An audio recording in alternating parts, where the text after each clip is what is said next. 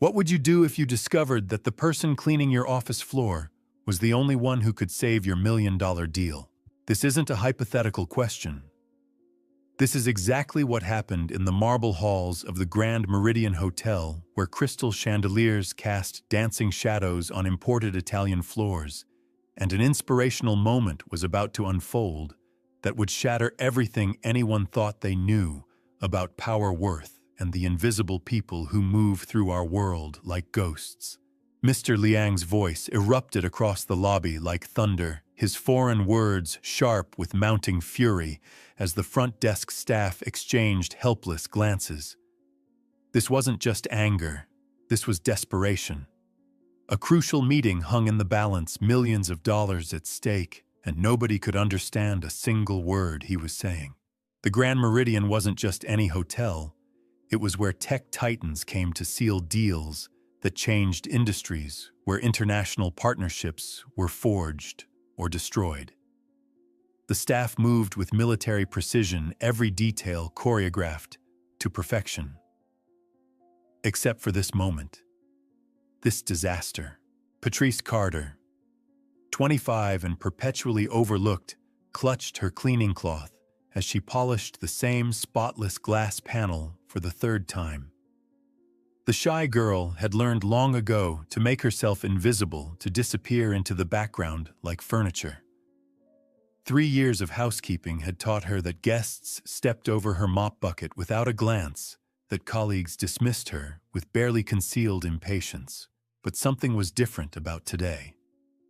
Mr. Liang's frustration was escalating beyond mere annoyance. He was preparing to leave, threatening to cancel his meeting with Dalton Brooks, the tech CEO whose partnership could revolutionize international business. Then it happened. In his agitation, Mr. Liang's hands began moving unconsciously, not just gesturing, but forming precise, deliberate shapes. Chinese Sign Language. Patrice's heart stopped. She recognized every movement from the countless midnight hours she'd spent studying grainy YouTube videos on her cracked phone screen. He was thinking of his son, his deaf son back in Shanghai. The habit was unconscious, beautiful, and heartwarming, a father's love expressed in a language the world couldn't see. Patrice understood immediately. Not just the signs, but the pain behind them. She'd grown up with a deployed father who never came home, knowing what it meant to love someone across impossible distances, to speak languages of the heart that others couldn't understand. Her hands trembling, Patrice set down her cleaning supplies. Every instinct screamed at her to stay invisible, but Mr. Liang's signing had become more agitated, and she could read the love and worry beneath his professional frustration. Heart racing, she stepped forward into the space between invisibility and consequence. Using hesitant sign language and her carefully practiced Mandarin, she addressed his unconscious words about his son. "I understand why you're here," she signed. "You're worried about more than just business." Mr. Liang froze mid-gesture, his eyes widening as they found this impossible sight, a hotel housekeeper responding in his son's language. From across the lobby, a tall figure stood perfectly still near the elevator bank. Dalton Brooks himself arrived early for his meeting, watching the entire exchange with those calculating eyes that had built an empire.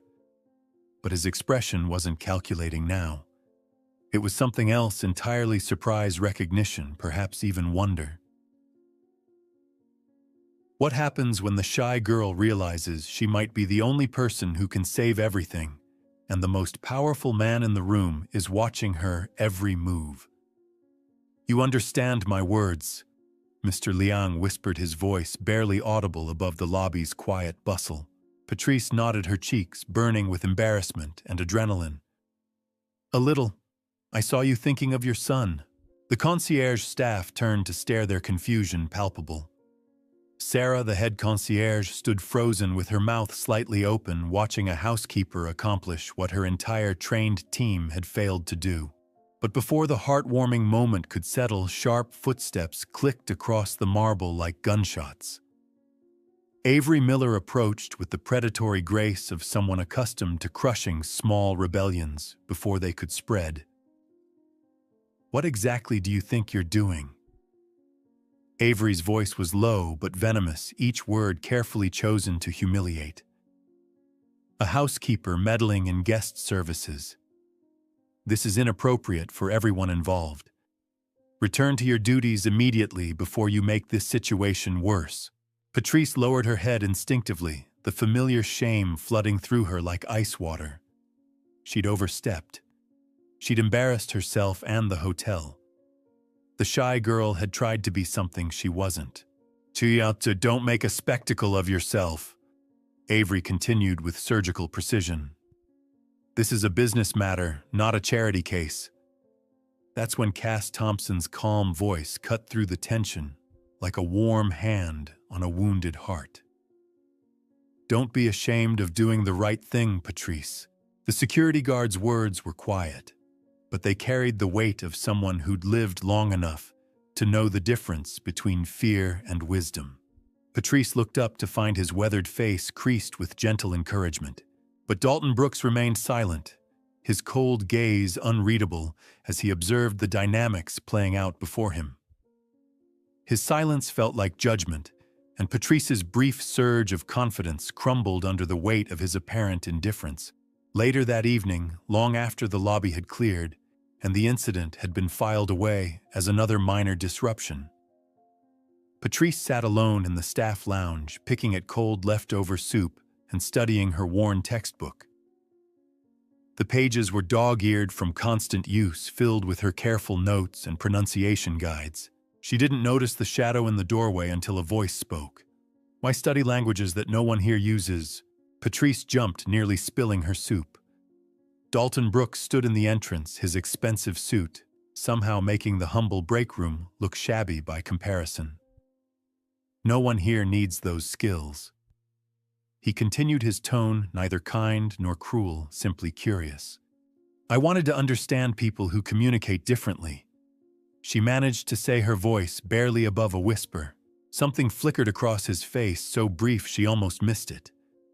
But before he could respond, Cass appeared beside him, with the easy authority of someone who'd been keeping people safe for decades. "When you sign, it's not just language," Cass said softly, his eyes distant with memory. "It's your heart. My wife taught me that before she passed. She was deaf from birth and the most eloquent woman I ever knew." Patrice felt tears prick her eyes. But who would ever need the heart of a housekeeper? The question hung in the air like a prayer waiting for an answer.